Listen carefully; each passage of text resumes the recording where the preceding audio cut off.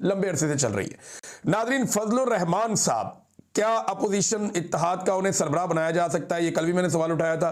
देखिए, इसके ऊपर गुफ्तगू हो रही है। अब तो बहुत ताखीर हो गई। अब तो फील्ड मार्शल बन गए आसिम मुनीर साहब, 26वीं और 27वीं आईनी तरमीम भी हो गई, मखसूस नशिस्तों का मालिक गनीमत भी चला गया। तो फजलुर रहमान साहब को अब अगर बनाया भी गया तो उसका क्या फ़ायदा है? वैसे भी वो एस्टेब्लिशमेंट के बहुत करीबी हैं। लेकिन अगर फजलुर रहमान को अपने साथ शामिल कर लें तो ये एक पॉलिटिकल फोर्स ज़रूर शामिल हो जाएगी पाकिस्तान तहरीक इंसाफ के साथ या तहरीक तहफ़्फ़ुज़ आईन पाकिस्तान के साथ, जिसके नतीजे में पाकिस्तान नए इलेक्शन की तरफ जा सकता है। लेकिन अगर पाकिस्तान नए इलेक्शन की तरफ जाता है तो फजलुर रहमान को क्या मिलेगा? फजलुर रहमान साहब को जितनी सीटें पहले मिली हैं इतनी भी नहीं मिलेगी, जो मेरा अंदाज़ा है। फजलुर रहमान साहब को उसके लिए अपने आप को मजबूत करना पड़ेगा, मजबूती से खड़ा करना पड़ेगा, अपना सियासी कद बड़ा करना पड़ेगा। जो उन्होंने बहुत ज़्यादा नुकसान अपने आप को सियासी नुक्ता नज़र से पहुंचाया, उनको अपने आप को ठीक करना पड़ेगा। और क्या वो कर पाएंगे?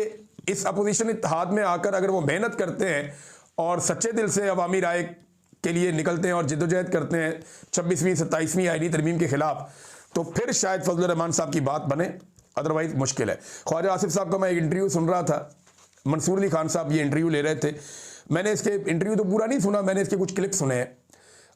मंसूर अली खान साहब ने अच्छा इंटरव्यू किया, लेकिन उसमें ख्वाजा साहब ने दो बड़ी अजीब किस्म की बातें की हैं। एक, उन्होंने कहा जी जजों के मामले में जो इस्लामाबाद हाई कोर्ट के 5 जज हैं उन पर वो साफ मुकर के कहते हैं, वो खुदा की कसम खा ली उन्होंने खुदा की कसम खा ली कि मैं जानता ही नहीं है मामला। हालांकि यही वो जज हैं जिनकी वजह से 27वीं आईनी तरमीम के अंदर ये हिस्सा रखा गया है कि जजों को उनकी मर्जी के खिलाफ भी ट्रांसफर किया जा सकेगा दूसरी अदालतों में।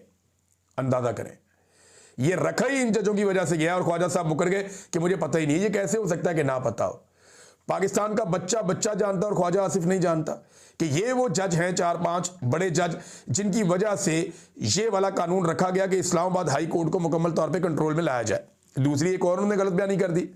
उन्होंने कहा जी नवाज शरीफ से जेल में मुलाकातों पर, उन्होंने कहा कोई मुलाकातें नहीं होती थी, बहुत थोड़ी मुलाकातें होती थी। हालांकि मैंने एवरेज निकाल कर आपको बताया था कि 20 मुलाकातें एटलीस्ट रोजाना की बुनियाद पे नवाज शरीफ साहब की जेल के अंदर होती थी। 20 से 22 मुलाकातें पर डे नवाज शरीफ साहब जेल के अंदर करते रहे हैं। और ये मैं जेल का बता रहा हूं, कोट लखपत जेल लाहौर का डाटा। और जिस तरह के खाने घर से जाते थे, जिस तरह घर वाले जाते थे, जिस तरह मुलाजिम जाते थे, जिस तरह फिजियोथेरेपिस्ट जाते थे, जिस तरीके से बाहर से डॉक्टर अंदर जाते थे और इनके साथ सारा सारा दिन गुजारते थे, वो तो माहौल ही और था। जो सहाफ़ी जाकर मिलते थे उनसे पूछे ना, 15-15, 18-18 सहाफ़ियों का गोल मेज कॉन्फ्रेंस होता था और पूरी पॉलिटिकल बातचीत होती थी। जबकि ख्वाजा आसिफ कह रहे हैं कि नवाज शरीफ साहब से तो हम सियासी बातचीत नहीं करते थे। तो और मियाँ साहब के साथ आप वहाँ लूडो खेलने जाते थे, या मियाँ साहब के साथ आप वहाँ कोई फड़न फड़ाई खेलने जाते थे, छुपन छुपाई खेलने जाते थे? भाई मियाँ साहब ने आपके साथ बैठ के पॉलिटिकल बातचीत ही करनी है। 3 दफा का पाकिस्तान का वजीर आजम है, उसने वहां पे बैठ के आपको लतीफे तो नहीं सुनाने ख्वाजा साहब।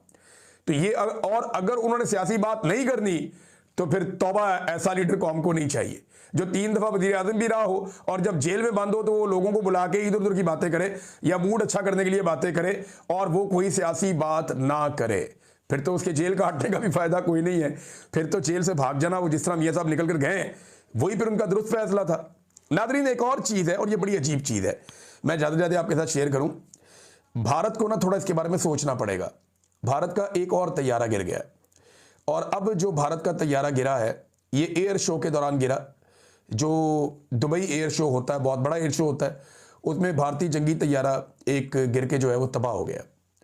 और ये तेजस तैयारा है भारत का, अच्छा तैयारा, इतना बुरा नहीं है, लेकिन उनका पायलट भी हलाक हो गया भारत का और आलमी सतह पे भारत को फिर रुसवाई का सामना करना पड़ा।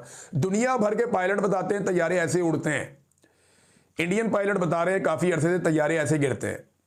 ये 2018-19 में ये सिलसिला शुरू हुआ था, भारत के तैयारे गिरना शुरू हुए थे और फिर एक मरतबा पाकिस्तानी फ़िज़ाइया ने 2 तैयारे गिरा दिए और उसके बाद फिर दोबारा 5-6 तैयारे गिरा दिए और अब वो डोनाल्ड ट्रंप ने 8 तक पहुंचा दिए हैं। एक तैयारा ये भी गिर गया। पूरी दुनिया को पायलट ये बताते हैं कि जनाब तैयारे उड़ते कैसे हैं। भारतीय पायलट जो है वो ये बताते हैं कि तैयारे गिरते कैसे हैं।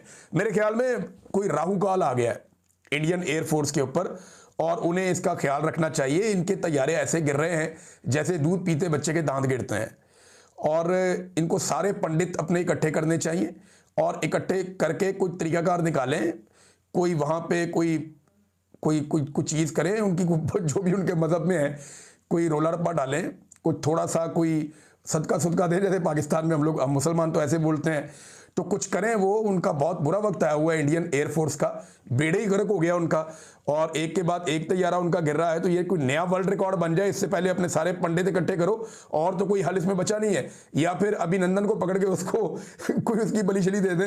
ये मैं अजरा मजाक बात कर रहा हूं, लेकिन अभिनंदन से ये सिलसिला जो है वो शुरू हुआ, और उसके बाद अभिनंदन ने ऐसे चक्कर